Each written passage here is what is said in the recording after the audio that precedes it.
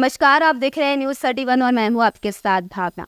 उत्तराखंड में सख्त भू कानून की मांग तेज हो गई है। लोगों का कहना है कि देवभूमि में हिमाचल की तरह भूमि कानूनों को सख्त किया जाए। लोगों में गुस्सा इस बात पर है कि सशक्त भू कानून नहीं होने की वजह से राज्य की जमीन को राज्य से बाहर के लोग बड़े पैमाने में खरीद रहे हैं और राज्य के संसाधन पर बाहरी लोग हावी हो रहे हैं, जबकि यहाँ के मूल निवासी और भूमिधर अभी भी भूमिहीन हो रहे हैं। वहीं लगातार जैसे उत्तराखंड सरकार पर कई सवाल भी उठ रहे हैं और अब प्रदेश की धामी सरकार ने इसको लेकर कुछ कड़े कदम उठाने का फैसला किया है।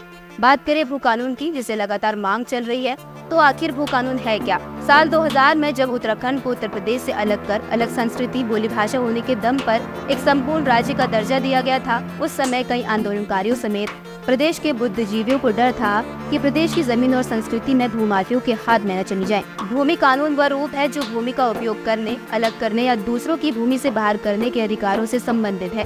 वहीं अब पुष्कर सिंह धामी सरकार राज्य स्थापना दिवस 9 नवंबर से पहले कड़े भू कानून लागू करने का रास्ता साफ करते नजर आ रही है। उनकी पहल पर वर्तमान भू कानून के परीक्षण के लिए पूर्व मुख्य सचिव सुभाष कुमार की अध्यक्षता में समिति गठित की गई थी। समिति 5 सितंबर 2022 को अपनी रिपोर्ट सरकार को सौंपी थी। जिले में भूमि के बड़े पैमाने पर खरीद व बिक्री पर समिति ने प्रश्न खड़े किए। सीएम धामी ने प्रदेश में भू कानून में संशोधन के लिए पूर्व मुख्य सचिव सुभाष कुमार की अगुवाई में कमेटी का गठन किया था। कमेटी में 2 साल पहले अपनी रिपोर्ट सौंप चुकी है।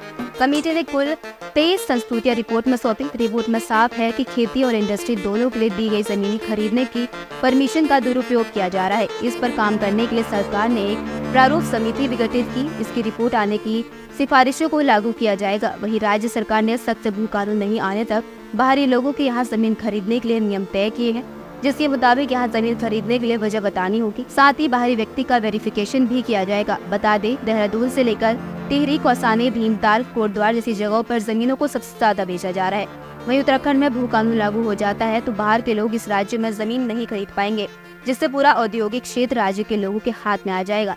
जाहिर है कि यदि किसी संस्थान का मालिक राज्य से होगा तो वो कर्मचारी भी उसी राज्य से होगा, जिससे राज्य में रोजगार के अवसर बढ़ेंगे। लेकिन 2022 में समिति द्वारा सख्त भू कानून सुझाव के साथ सौंपी गई रिपोर्ट के बाद से आज तक धरातल पर कुछ भी नहीं बदलाव हुआ है।